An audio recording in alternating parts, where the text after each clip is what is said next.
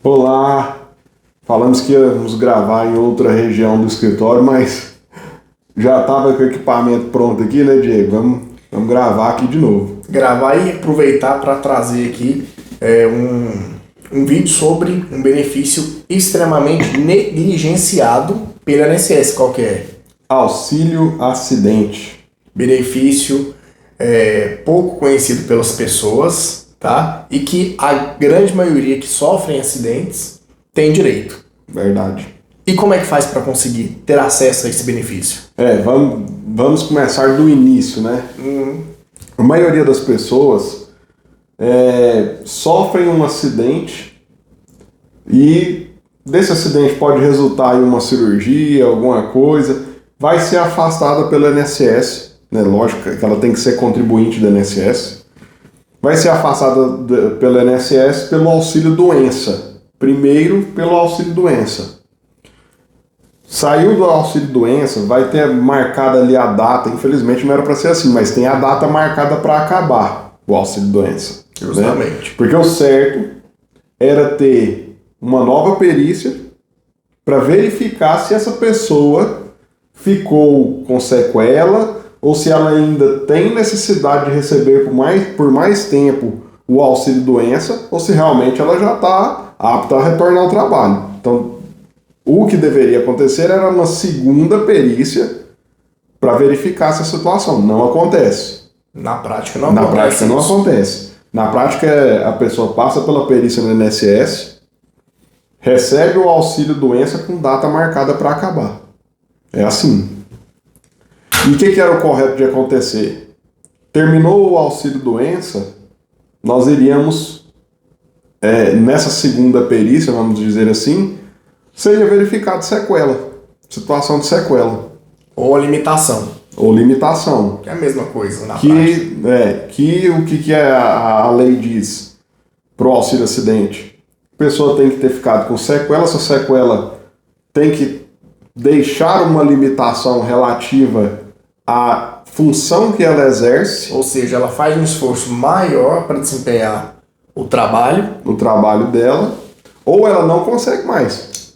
Justamente. Né? Como é o caso aqui, alguns casos que a gente tem, a pessoa é pintor, teve problema no ombro, não movimenta o ombro, não consegue fazer o movimento de amplitude. Ele não consegue trabalhar nessa profissão mais. Então, o caso dele é uma sequela irreversível e total do ombro dele. Não é um caso de aposentadoria, mas é um caso tipo de auxílio acidente que ele tem direito sim a receber. Justamente. Né? E aí, para deixar vocês também a par dessa situação, vou fazer algumas perguntas aqui que a gente vai interagindo melhor. Na sua opinião, Diego, qual é a principal objeção que a gente tem no auxílio acidente? Qual que é a principal dificuldade que a gente tem quando a gente pega documentos ou conversa com o cliente ali sobre o auxílio acidente? Eu acho que geralmente a grande maioria é em relação à documentação médica. Porque você tem a situação, às vezes, da pessoa ter sofrido esse acidente, por exemplo, há 5 anos atrás. E por várias circunstâncias, ela não tem mais esse documento médico. Mas ela tem a limitação, ela tem a sequela, é evidente, mas que para a gente contornar essa situação e entregar esse benefício para ela, a gente precisa dessa documentação médica, até porque ela vai passar numa perícia na justiça para comprovar a incapacidade dela para o trabalho. Isso é uma questão interessante também. Falou de tempo. 5 anos atrás, 6 anos atrás, o tempo, inclusive, pro auxílio acidente não é um problema ainda. Ainda, que pode ser que o tribunal superior, os superiores aí venham e modifiquem isso ainda. Não tem essa segurança toda de que isso vai continuar assim, mas nós temos casos aqui no escritório, por exemplo, de pessoa que sofreu acidente em 2011, em 2008, e a gente conseguiu o benefício. Lógico, preenche todos os requisitos. Realmente tem a sequela. Mas para concessão de benefício, não tem a questão do tempo. Né? Não existe a questão do tempo. Ainda. Isso pode mudar. Mas assim, sucintamente, quem tem direito a esse benefício? O trabalhador que se acidentou, ficou com a limitação. Quando a gente fala limitação ou sequela, entenda-se, não interessa se ela é leve, média ou grave, desde que esse trabalhador ele faça um esforço maior para desempenhar suas funções.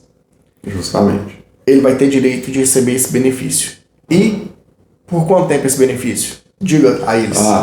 Essa é uma questão interessante também, que eu acho que é o motivo que esse benefício não foi... eu acho que a divulgação dele veio agora nos últimos anos por conta da internet, dessa expansão, mas ele não era divulgado. Nem mesmo no site do INSS antigo, achava ele fácil. Acho que nem formulário tinha. Não, formulário também não tinha. Não achava. Por quê? É um benefício que ele é devido, assim que ele é concedido, ele é devido o resto da vida. Ele é pago o resto da vida. Ou até a aposentadoria da pessoa. Como que ele funciona? Ele é o valor de 50% do salário de benefício. Quando eu falo salário de benefício, vou jogar aí mais ou menos a metade do que a pessoa recebia de auxílio-doença. E isso para o resto da vida ou até ele aposentar, até essa pessoa aposentar. E outra característica dele que eu acho que o governo não considera tão interessante a divulgação, não considerava, né? Vou dizer assim, porque eu acho que só pode ser isso. É a questão dele poder assinar a carteira, continuar trabalhando, recebendo o auxílio-acidente. Benefício. Né? Por conta da natureza dele.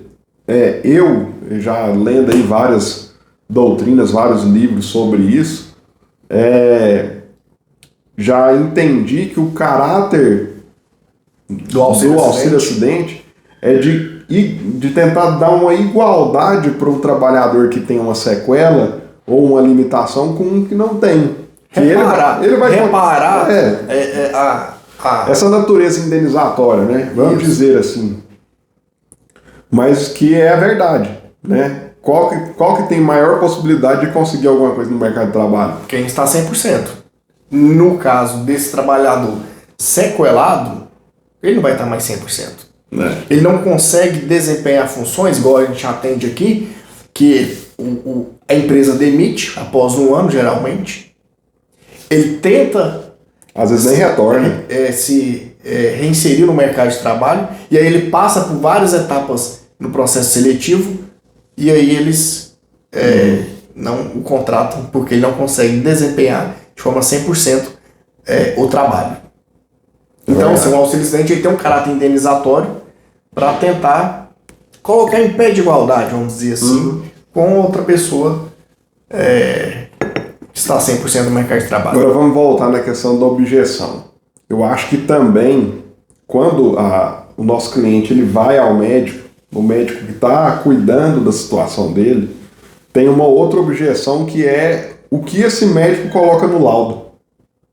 Porque assim, eu não estou dizendo que a gente vai falar o que o médico vai escrever, não. Até porque não é da nossa competência. Não é da nossa competência, mas eu estou querendo dizer um direito que o nosso cliente, que o paciente tem. Tem, e que na maioria das vezes ele é violado.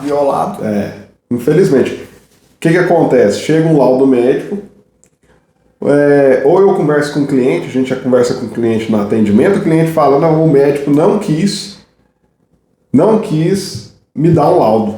O médico não quis colocar no laudo que eu tenho uma sequela.